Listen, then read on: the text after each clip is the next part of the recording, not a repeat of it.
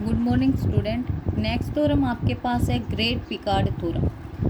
हमने एक little Picard theorem की है इसी यूनिट में। अब इसी में आपके पास नेक्स्ट है great Picard theorem. Great Picard theorem में क्या कह रहे हैं कि suppose an analytic function f has an essential singularity at Z is equal to a.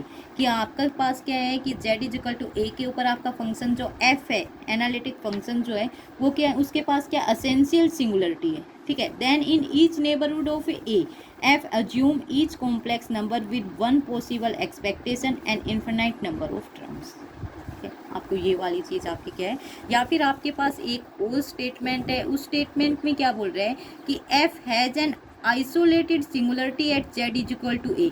कि आपके पास z is equal to a के ऊपर क्या है, आइसोलेटेड सिंगुलरिटी है, isolated singularity. And if there are two complex numbers, और आपके पास क्या है, दो कॉम्प्लेक्स नंबर हैं डेट आर नॉट अज्यूम, जो अज्यूम नहीं है। जैसे आपने लिटिल पिकार्ड में देखा था 0 और 1 आपने क्या किया था, ओमिट कर दिया था, तो आपने नहीं लिए थे, तो वही कह रहे हैं टू कॉम्प्लेक्स नंबर हैं that are not assume by f के द्वारा अज्यूम नहीं किए गए।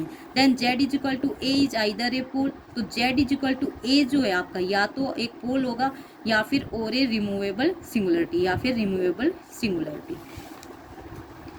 तो अब यहाँ से आपकी ये स्टेटमेंट है लेके चल रहे हैं। अब आपको प्रूव क्या करना है कि आपके पास जो एफ आया वो क्या essential singularity at Z is equal to a के ऊपर, ये हमें प्रूव करना है। ठीक है।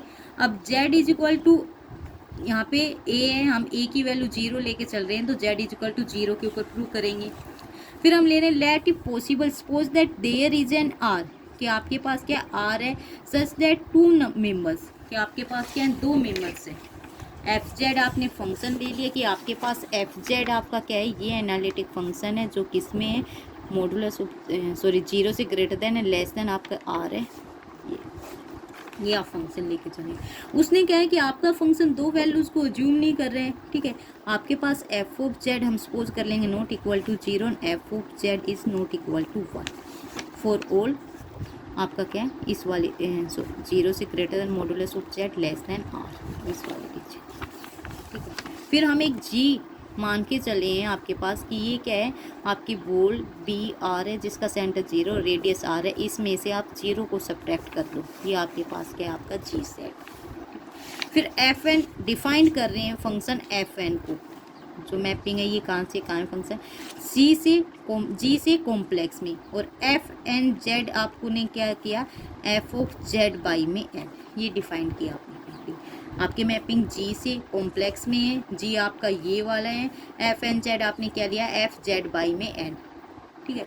अब 0 क्यों नहीं लिया, यहाँ पे 0 लेते F of 0, F of 0 by में एन, एफ ऑफ 0। ठीक है। एफ ऑफ 0 की वैल्यू कुछ ना कुछ आती। ठीक है। तो यहाँ पे आपका एफ ऑफ जेड कह रहा है नॉट इक्वल टू 0, तो यहाँ पे आप इसीलिए आपने जी से 0 को बाहर कर दिया। फिर आप क्या कह रहे हो यहाँ से कि एफ आपका एनालिटिक है, तो एफ एन भी क्या है, एनालिटिक है।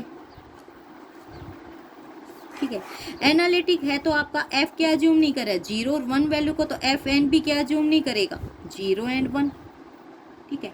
फिर मोंटल कार्डोट अभी अभी आप सॉरी इससे पहले वाले लेक्चर में आपने क्या किया है, मोंटल कैथोडोरी थ्योरम की है।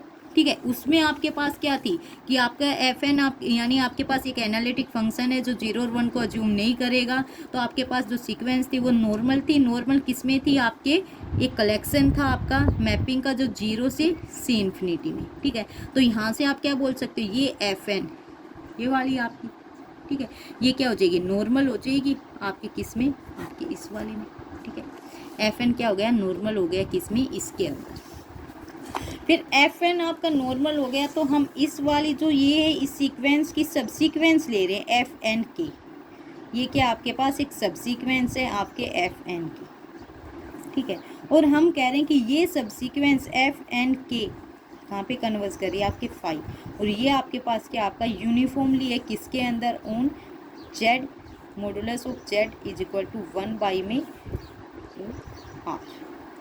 यहाँ पे आपका क्या है, यूनिफॉर्मली है इसके ऊपर। ठीक है।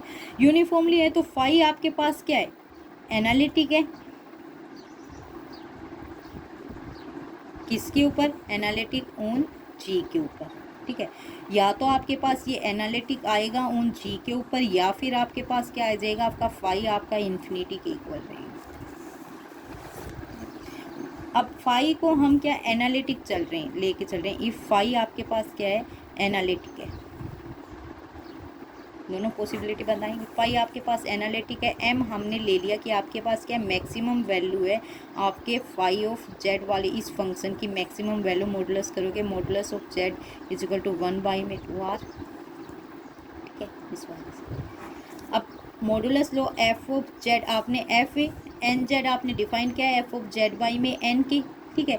तो आपकी सब्सीक्वेंस है, सब्सीक्वेंस भी आपकी ए सी के उसमें रहेगी, ठीक है।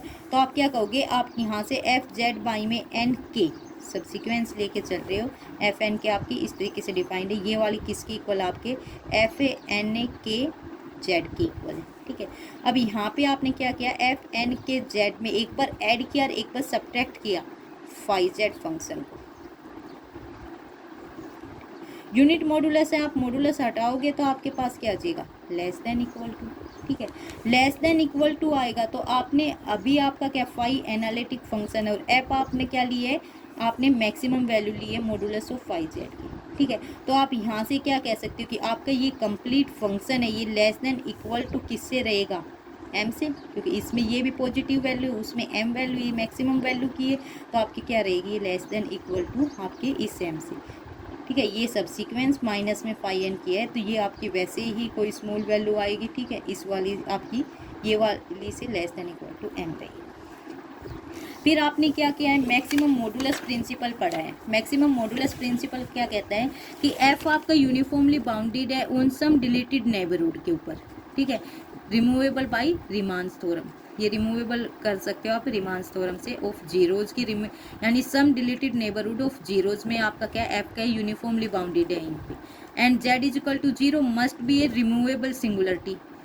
तो आपके पास क्या आ जाएगी यहाँ से, यानी ये रिमूव्ड बाई, इनको रिमूव किया जा सकता है, ये जो डिलीटेड नेबरहुड है, तो जो रिमूव्ड सिंगुलरिटी जो रिमूव की जाती है उनको आप क्या कह सकते हो, रिमूवेबल सिंगुलरिटी। तो जेड इज इक्वल टू 0 के ऊपर आपके पास क्या आ गई, इसमें रिमूवेबल सिंगुलरिटी, लेकिन आपके पास सिंगुलरिटी कौन सी दे रखी है, असेंशियल सिंगुलरिटी।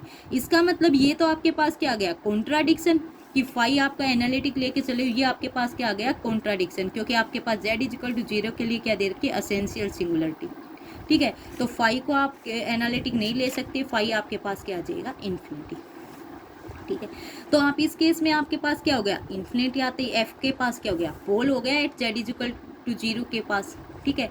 यदि ये पोल हो गए इस केस में, if F as a pole at 0 के ऊपर, तो अगेन ही दोबारा से कॉन्ट्राडिक्शन आ गई, क्योंकि आपके पास क्या है, सिंगुलरिटी सिर्फ एक ही है, वो क्या, असेंशियल सिंगुलरिटी।